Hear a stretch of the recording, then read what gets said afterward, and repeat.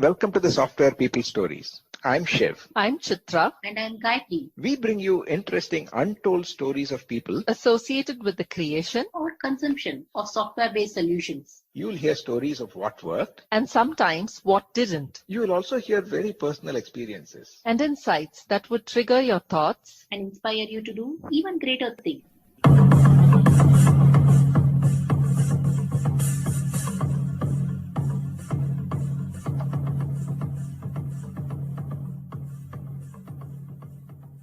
It is March, and as usual, we dedicate this month to the women in IT. This year, we have very interesting stories from an HR person, an 11-year-old developer, an entrepreneur turned community manager turned author, and a corporate leader. Today, I'm in conversation with Krupa NS, a senior HR professional. In this conversation, Krupa shares her first job, which she got by chance, to get into IT training, and how she had a natural inclination to be in HR. How the relationship between HR and technical persons have evolved over the years, and the increasing use of analytics by HR. And how the first level or the reporting manager should be the starting point for HR in any organization. She also talks about how to address challenges in working with people who appear still yesterday, but are your team members today. Her experience with managing mergers and acquisition from a cultural integration perspective of teams and individuals, and the need for empathy, listening abilities to make the new employees feel included and treated fairly.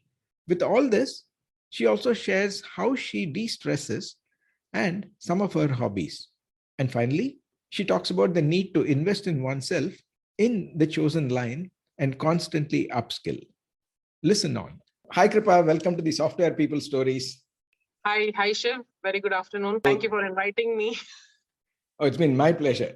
As I was saying earlier, this year for the Women's Month that we normally celebrate, we wanted to feature people who are most of the times in the background, but helping the software people create the magic. I wanted to hear your perspectives, and we will get into that. But before we start, if you can start with a self-introduction, what you've been doing in your career and how you got into IT, maybe then we can take it from there.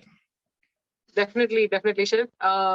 So I've been, all through in the IT industry for over 20 plus years now. And, being a young graduate, as I came in, it was then the IT boom that was really picking up, and the training industry was something that was really was growing in leaps and bounds. And that is where I ended up getting my first job. It was not by choice, but I would say it started by chance. But I'm really delighted that I had this path.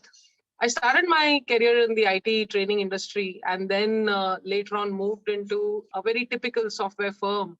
And ever since, I have been working here. Most of my career I've spent in HCL. Almost about 17 years of this, tenure I've been with HCL. And other than this, I was working with Kindle Systems for some time, which is again another banking organization. Obviously, a little bit into recruitment, part of my career that I spent with.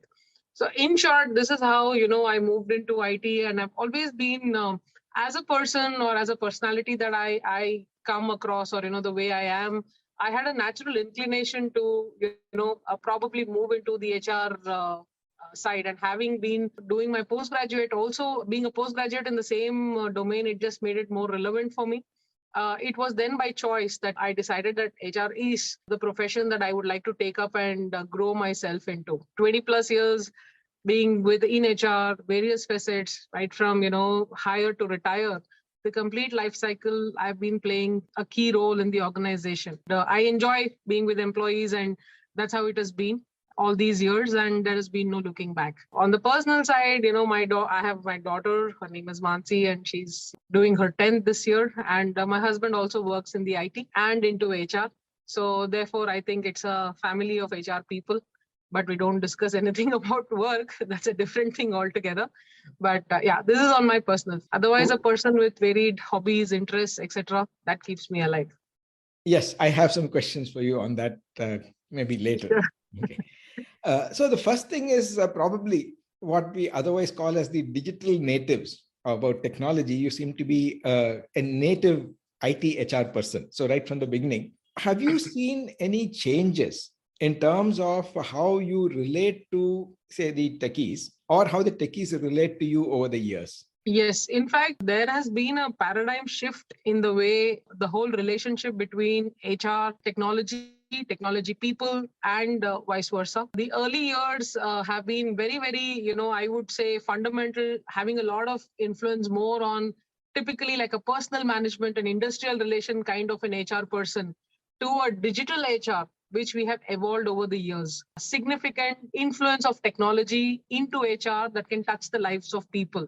So from that way, I think it's a huge, huge shift from where we started our careers, probably 2 decades back to where I stand today. It's tremendous. And I think, it's also important for this kind of a growth to sustain with the IT industry growing through various cycles. I'm sure we have seen through at least 2 rounds of recession, and then we bounce back larger, bigger, and, more powerful. And to deal with such kind of an environment, I think HR also has evolved a lot in terms of building a very strong base for any organizational growth is what I believe. Yeah, obviously, when you say that things are changing and evolving, many things may not have precedence, particularly in interacting with people. So, are there any experiments that you've tried over the years, things that work, things that didn't work? Mainly from the context of software development, we say is a team sport. Enabling a team sport, which means right from configuring or creating a team, helping the team come together, perform. So if you have any stories on what has worked, what doesn't work in creating effective teams, that would be interesting. Yes. See, from an era where, people used to spend trying to analyze human behavior or trying to put down what should be done, it was all more paper-based understanding of a person. Over a period, there were several frameworks that evolved. Like, how do we really put a method to this madness? And how accurate can we really analyze an employee behavior, accordingly look at behavior versus performance versus pay? All of this started getting interlinked. That is what I would say. And for that purpose, HR also went through its own technology inventions, frameworks, whether you talk about a simple appraisal system of an individual, right? From just trying to analyze in a subjective manner, is there a way we can very clearly, have questions? Can we have matrices where we can finally kind of at least say, this is how the human behavior or this person belongs to such kind of or exhibits this kind of behavior? And then look at the larger organization, studying patterns, all of that. And apart from that, appraisal is just an example. But if you really look at it, even from an organizational growth perspective, what kind of analytics can we do? Today, it's huge. Whether it's when we talk about business analytics on one side, HR analytics is equally crucial for the organization for decisions to be made that finally leads to the health and overall well-being of the growth of the firm. HR analytics is another thing. Predictive analytics, when we look at all of these things, it's a huge change and there is an extreme dependency on technology. I can't look at HR and technology separately today with the way we have so seamlessly merged and the kind of digitization that we have gone through. So we do use, in short, to answer your question, definitely, yes, there are several, I think, developments we have done into the HR field in the various facets to beat this whole change that is happening in the economy. Yeah, 2 questions triggered by that. Now, one, while I do understand that it is possible with a sizable population to come up with some patterns, how do you prevent from stereotyping a person based on some of this data that we collect? That is the first part of the question. A second part is the more you rely on analytics and data, probably a substantial part of your time is also consumed in that, which is probably not on the people facing or people interaction side. How do you balance this? Okay. Answering your second question first, you're very right. If one person tries to play every single role, I don't think, everyone has just 24 hours. And that is where within HR, very clearly, we do have our own, there is a very clear vertical that is there or an alignment so that each person who's coming into HR comes with a certain specialization in a certain area so that he or she can give it a best. And there is always stitching up the story that happens. So when we look at it, one from the predictive analytics or, all of this data that is there and analyzing this data and consuming it, one, while we try and work on just the systems and tools and studying patterns, etc., most of this load also comes from the front-ending HR teams who are closely associated with employees in their day-to-day life in the organization. There is a lot of feed that comes from them as well, without which just pure analytics on the technology side will not work. So the input that gets into the system is through conversations, is through still being that traditional HR. It's just that maybe over the last 2 years, we've become a lot more virtual because of the situation we've been in. But otherwise, the way we have always acted is getting the information from the floor and then moving it into our systems and then studying the patterns. And even when we want to, finally come out, there are certain outcomes from every analysis that we do, and there are certain actions. So when we go about taking these actions as well, it then goes back to the floor. So, the feedback taken, the reaction goes back to say, yes, for this feedback, this is what is going to be the way we will try. One, if there is great feedback, to sustain it. If there is scope for improvement, then we come up with very clear action points to see that, when we have a similar thing being done on a periodic basis, we see that scale of improvement in the employee experience. I would just like to clarify the way we look at things, or, as my personal experience. While there is information technology and there are predictions and patterns that are always available, I think the role of an HR person is how best you use this to really look at a retention strategy, employee growth, taking care of those esteem needs, and the way we want to really harness one, employee growth, and then the organizational growth associated with it. So pure dependency or stereotyping an individual, I would say, ideally must not happen. But that could happen in situations where probably we have people who, or in HR, where, actions or reactions are done purely based on, outputs that are available, and there is minimum interaction. That can lead to actually a not so comfortable situation or a disaster. Data is there to help you, but that should not become the sole dependency to decide on what we want to do with the individual or the group. Yeah, wonderful. When you mentioned interactions and conversations and individuals, one of the popular approaches that teams are taking nowadays is called the agile ways of working, which comes from the Agile Manifesto. The first thing is about individuals and interactions over process and tools. Don't hide behind your process or tools, but it is all about having those conversations. Have you seen, obviously you must have seen some challenges in not the conversations just between HR and, let's say, the other teams, or even among team members? What has been your experience in promoting more conversational style of working together and arriving at consensus or achieving as a team? Yeah. See, in fact, if you really look at it in any role play that is happening in the office, probably HR will come at the later half of the story. And that also, see, while there are certain things which are our hygiene practices of saying, what's happening, doing a dipstick, trying to do a survey and things like that, which are, very proactive in nature, which we try and do. Otherwise, what happens, this whole conversations and reaction, a counter reaction to it starts within teams only.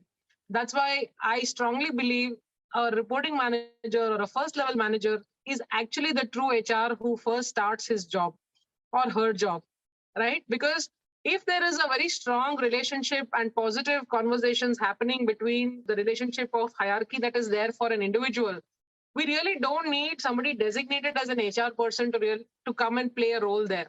Because in most organizations or product companies, or if you look at some of these older organizations that have been there for a long time, people who believed in some of the best practices, it was always a reporting manager who delivered the good news or the bad news and had that constructive conversation with the employee. But today, over time, with mass and kind of employees also with the numbers increasing significantly, that technology comes in and it also becomes a little less personal than the way it used to be in the past. So I would say HR role comes the second half of the story. It's always basis what is happening in the project, what is happening within teams. Looking at the situation accordingly, an HR partner intervenes to see what needs to be done. So those are, some of them are reactive. But as I said, proactive is, can we create platforms so that we always have an occasion. Even if we have, I mean, not everybody is always wanting to just find time, let's talk, let's meet. I don't think it happens. Everybody has their day job, there are priorities, work has to be delivered, etc. But during all this that happens, can we set certain platforms, certain practices which become like part of your day job? So that, once in 15 days, this is the connect that I have to do. And I have to do it sometime. I mean, even if it sometimes takes a backseat, it is pushed to the forefront, and we remind that, these are certain things we need to do. And from there flows a lot of reactions for which, then the HR looks into and then accordingly takes any corrective steps that would be needed. And appreciation. So when I just say connect, it is not just about talking, but it's about recognition. It is rewarding. It is about giving them, a listen, basically listening. That's extremely important, because most of the time that's where, people tend to feel they don't have a space in the company when they're not heard, when they feel it is more a top down that's coming on to us. At least in this era and this generation of youngsters who are coming through, their patience level is extremely low. They're a lot more, I would say assertive. I wouldn't say aggressive, but definitely very assertive in what they want, despite whatever has been their experience. Yeah, you actually partly answered my next question, but I want to dive into that a little deeper. Okay. Since also the majority of the listeners of this podcast are non-HR people or from the technical side, some of the things that I hear frequently, and I guess I also went through a similar challenge of the transition from being an individual contributor to a quote unquote leader. It may be a tech lead to start with, or later on a manager or a manager of managers and so on. When you mentioned that HR starts with the manager and the formal HR comes a little later, I fully subscribe to that. But how can we techies get HR? That is, understand this and the discomfort that comes from pretty much managing probably others who are your peers till yesterday, and suddenly now you're the lead, whether it is about delegation or whether it is about demanding some work or whether it is arriving at a consensus, whatever other issues are there. How can one make this transition smooth? So I think there are two questions here. One is looking at how do technical, people being, individual contributors become leads, and how do they really start managing things, which probably also forms part of the operations apart from just delivering their technical competence. And the second part is a situation where not just you becoming a lead, but you're also ending up becoming a lead to your peers in the past. And how do you deal with a sensitive situation? Is that right, Shiv? So answering the first part to it, my view is, I think there has been some understanding now, at least over the years we have kind of seen, is can we really look at a clear career path for people, especially people who are extremely technical in nature and people who want to grow the technical path. We should not really, I would say, push the baggage of the operations onto their head, which they are not cut out for. There is a very high predictability of people who prefer, and that's how I think their brain is also, I would say, comes with that structure. Wired, yeah. People who are core technical prefer to be technical and spend their time in technology growth, enhancement, etc., rather than looking at, okay, have you filled your timesheet? Have you done this? Have you looked at this? Where is my project status? And things like that, which they will actually not do well. What happens? They start, coming down in their performance. So that over the years, some kind of maturity has come in organizations to allow employees to choose the kind of career path they would want to move. Do you want to be into project management? Do you want to be a techno-functional person? Do you want to be a core technical person who becomes, an architect, a solutions director, enterprise, or whatever you go on that, where you are still more like an individual contributor, but definitely you are enhancing and working towards increasing the knowledge capabilities of the teams. Given that, I would say identifying, especially it is a huge responsibility on the leader of that unit to identify this first. Beyond all this, there should also be some records of looking into, from a training perspective, what has been the inclination and those conversations, especially with top performers whom we intend to elevate. And it's employee has to be heard, manager has to really understand, and then the leader should take the call. The second part to it, the question that you asked is, when peers become, a peer becomes your manager, then, how does both of them take the whole relationship? So it's Yeah. definitely a very uncomfortable situation, no matter how magnanimous somebody is. But when it comes to career or growth, somewhere, there will be hidden discomfort. In this, I think the most important thing is there needs to be some time that can be given into this whole settling. Second, the listening abilities, conversations, more frequent conversations, bringing in that comfort of a continued work relationship, where it means that, as I move to take on this leadership role, it's not about an authoritarian leadership style that comes in, but a more collaborative leadership style. Despite one person or either of them putting a lot of effort, sometimes it may work, sometimes it may lead to the risk of losing one of them in the team. But unless otherwise we don't try this, it's extremely impossible to always get inorganic managers to run projects. So being a top performer, we believe the person also comes with that ability to deal with such kind of situations. I mean, personally, I have seen it for myself. It has not been easy when, my peers became my team members. There was a lot of discomfort, and from a personal experience, the way I have dealt with it is more conversations to make them understand that this whole leadership is to more collaborate to the success of the unit rather than trying to put somebody down. And if they get that understanding and your intentions are very clear, I'm sure those kind of leaders will be extremely successful. They will rather get more appreciation from their peers. That's what I think. Yeah, very nicely put. Particularly your own example of how you handled it again through conversations, Yeah. I think was reassuring. I see you've also been working with teams internationally, including, from what little I know, about merging cultures, right? Company cultures and possibly country cultures or regional cultures. So what has been that experience? It has been extremely challenging, even if I would just bring about 1 decade of difference. So, we have done several. Let me just take, there are two kinds of global diversity. One is just about having people join HCL, in other countries, and what do we do for them? That's one part. The second part is we go ahead and do transitions of other organizations or products into HCL, where it's just not the product, but we also get the people into it.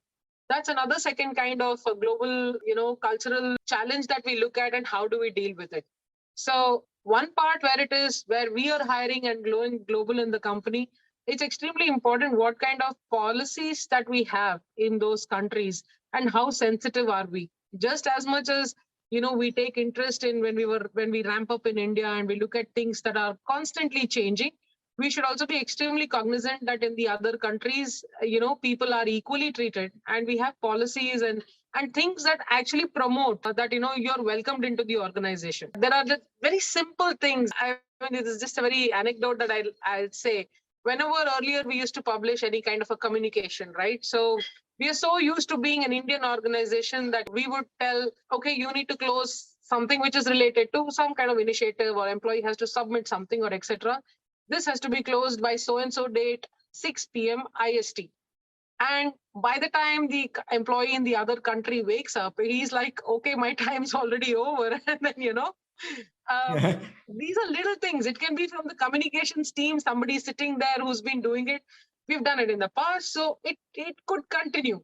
Until then, we have to go back and say things are really changing. You have to ensure every such kind of an initiative has its timeline for the country. That is the very basic that you can get started with in saying, right, it's just not about where is the majority of our population, but the rules apply seamlessly and equally to all of you, according to your time and according to your cultures also.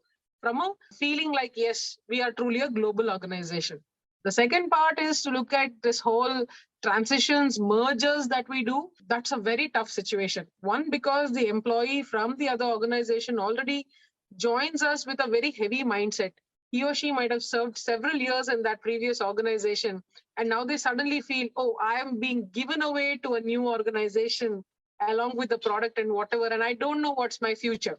So, my organization didn't want me and therefore I'm here, or whatever. It's a perception that keeps getting built. That time, I think it calls for a lot of empathy, a lot of listening abilities to these people, while I think our endeavor is to ensure that, we will work in the best interest of our organization, but at the same time ensure that this employee feels he is treated fair, he or she is treated fair. Moving into, this new organization actually is a welcome change for his or her career growth. It takes a lot of time. That is what there is a pre-transition phase of conversations. We try and find evangelists in these organizations that we are taking in who believe that, the new firm is the place where we need to work. Put them on the job to talk to their employees there, so that a new company speaking, people will always look at it with a yellow shade. But if it's your own team member who's trying to talk about, hey, look at the perspective this way, maybe the acceptance level or willingness to open up gets far higher. So that second part of the story is a lot more challenging for us, because it's just not about policies. It's about a whole cultural shift that we need to very critically look at and handle it in a very sensitive manner. That's interesting when you mentioned empathy. How about the reverse empathy? That is, if I'm already from the, say, existing company, and there is a new person coming into my team, and how do I get over the feeling that, oh, we bought them, so they are okay, definitely the next class or whatever? How do I ensure that I can also integrate them, I can include them, and have my team also appreciate the same? Yeah. In fact, Shiv, for this itself, very specifically, we have certain programs, because it's a very valid point. See, there are some people who come with a DNA of understanding quickly, coming with this empathy, etc., and they know how to treat. But otherwise, as you said, the situation that you mentioned, we've got them, we've bought them, and you have that line of authority that you believe it is existing, though it is actually a vacuum that is sitting there. We spend a lot of time on with both the teams, especially from a cultural sensitization. Sometimes it has to be taught, so that we let them know if your the inability to understand if it is there. Such kind of programs clearly draws the bullet points that what is our expected behavior to make certain things happen, which needs to be extremely professional. So we run programs for both such teams, the incumbent team as well as the existing team. We do this, and then we look at patterns. We kind of study it. Have they understood? Then conversations. In fact, that is where that whole post transition itself, we kind of spend what we call it as a 30, 60, 90 days of dipstick to understand how are we progressing. And you can actually read or see a certain behavioral pattern in the feedbacks that we get. Not that we can change everything. Certain things in this organization exist, and it is meant to exist. Certain things have been extremely good or I would say not so good in the other organization. It has to be a blend. So while we can't change, how do we work around? So that's the other point that we spend time on. Yeah, so far we spoke about a lot of the good things that HR does. But I'm sure that HR is a fairly stressful role. Whenever anything or anybody is not happy, I'm sure they'll come to HR. Yes, in fact, I think that's how people say, sometimes, we hear all these crude jokes, right? Evil HR, that's what it lands up with. Unfortunately, the truth remains that we become custodians of policies. We would say, we are the gatekeepers of certain things, while we have to absolutely ensure and safeguard the interest of the organization. How do we have that seamlessly going into the minds of the employees is a very, very challenging role, extremely stressful. Because many a times people feel, if I'm in this situation, somewhere, the reason is HR. If I got a bad increment, it's HR. If I didn't get a good feedback, it's HR. Or, I didn't get this recognition, it's HR.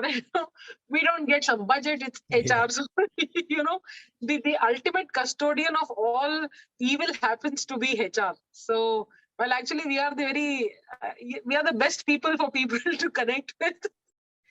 We still laugh after taking all this load on to us, but it's not easy. And actually getting yourself being welcomed into their group as part of their team is the first achievement of a good HR person. If there is a team that believes I need to first speak to my HR, I have this problem, I can think of to speak to so-and-so, that's where the bond is built.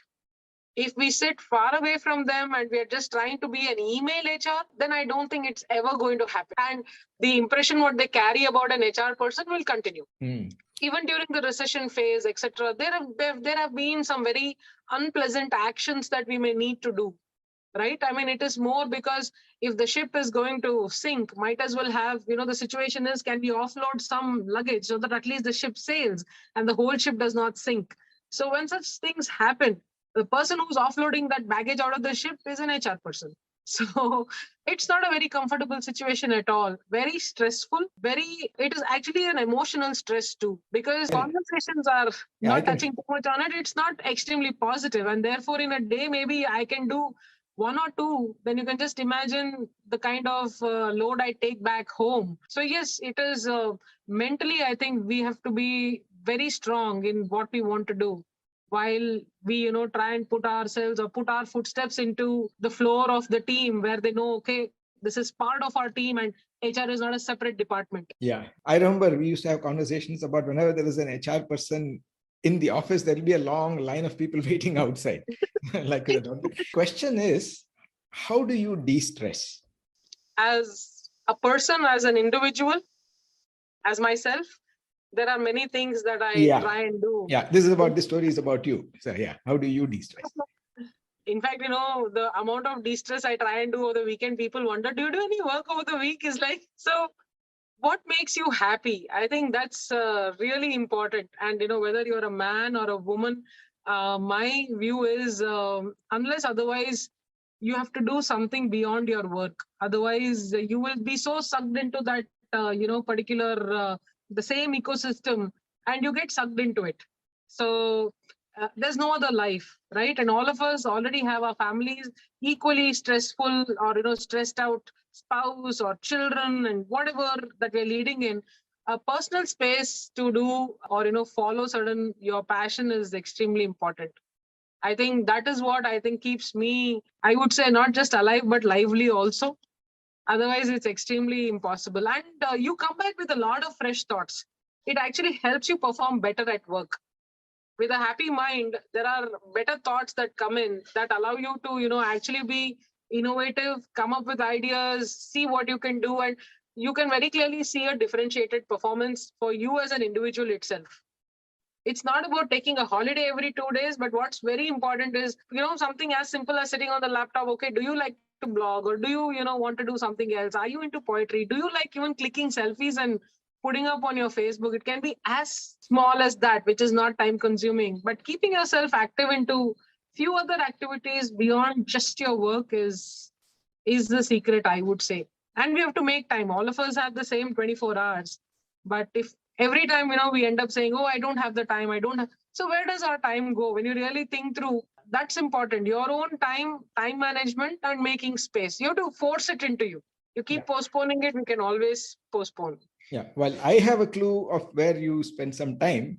Do you want to share your hobby or passion with our listeners? I keep myself very busy. I, in fact, like to sing, or, I like spending time going out on road trips. And on your bike? On my bike, yes. Yeah. So I've been doing so from 2010 onwards, when we got the first bike home. Ever since, I think I've been doing these kind of trips, taking breaks. And I think it's really important. Sometimes a little away to yourself is really needed. And of course, blogging, I should somewhere thank, your introduction to that part or that platform. And, I still actively, after still so many years, once in a while, I keep posting something just for myself there. Yeah, the roasted peanuts. Because I now believe that I need something as a repository. Otherwise, where do I save all this all the time? So anything that comes up, it's become like my library now, more than, any public display of what I do. Nice. So yeah, these are the few things that I really prefer to do. And that's why my daughter also tells, where do you find the time? I'm like, they're just the opposite of what I am at home. So, but at least they're extremely supportive and don't stop me to not do anything. That gives me more wings and power under my wings to fly. Usually like to close my conversations with some career related questions. Sure. But with you, I thought I will probably ask it a slightly in a different manner.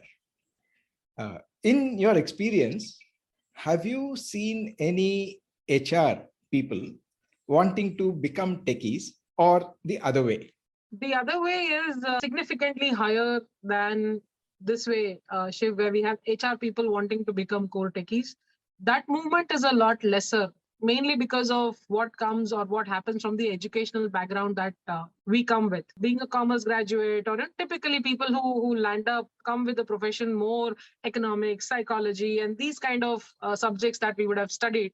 There is very little of coding or what we learn, except if there is something out of personal interest. But if you look at it, there are many HR people who have become business heads, who run the businesses, who work on your P&Ls, who work on what's happening with the project, but it all comes more from the project managerial or project program management side of things. Okay. I have seen HR people who have taken over, business roles. But definitely a technical person moving into HR, I have seen definitely a lot more such kind of situations. And if you also look at typically as a blend, you will see many engineers who end up doing their MBAs in HR and then, ending up taking the HR as their profession. So they come with a wonderful blend, actually. One is trying to be understanding the technology by nature of their education, and at the same time appreciating and coming with that empathy of an HR. So that's a good blend, which actually I see more.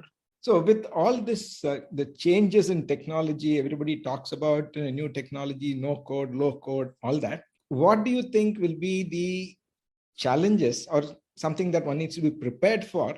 If I'm a techie, how do I future-proof my career? So one is whether it is technology or a techie or an HR person or any other profession, Shiv, if somebody is getting into a certain area, I think sometimes when we are too young and when we enter in, as I told you, you can enter by choice or by chance. That can happen. But over a period of time, we need to quickly understand, does that still remain that you're here by chance, or now you've made that your choice? And if you've made that your choice, then what is important is investing yourself into that particular line that you have chosen and upskilling yourself all the time, no matter what you take, whether you continue to be an HR or you continue to be a technical person. Once you've made the choice, then investment on yourself is extremely important. The rewards will automatically flow if you have invested enough in yourself, which is exhibited to your organization. And it's just not about your organization. You can then go anywhere to grow longer and, trying to be that a winner in what you do. So know-how, investing, understanding, and constantly keeping yourself abreast with what's happening around you is what will take you. You end up being something just closed and just doing that bit. You can probably continue to do that forever. Yeah. On that note, we've really run out of time for this conversation. Thanks a lot, Krupa. And Yeah, sure. Yeah, I think we can continue these conversations another time. Definitely. Thank you. Thanks for inviting me, Shiv. Thanks.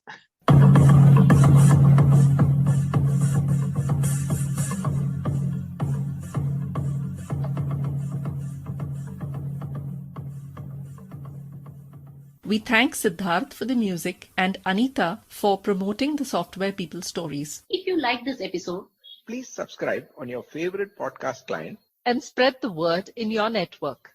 if you'd like to share your story, Contact us at podcasts@pm-powerconsulting.com.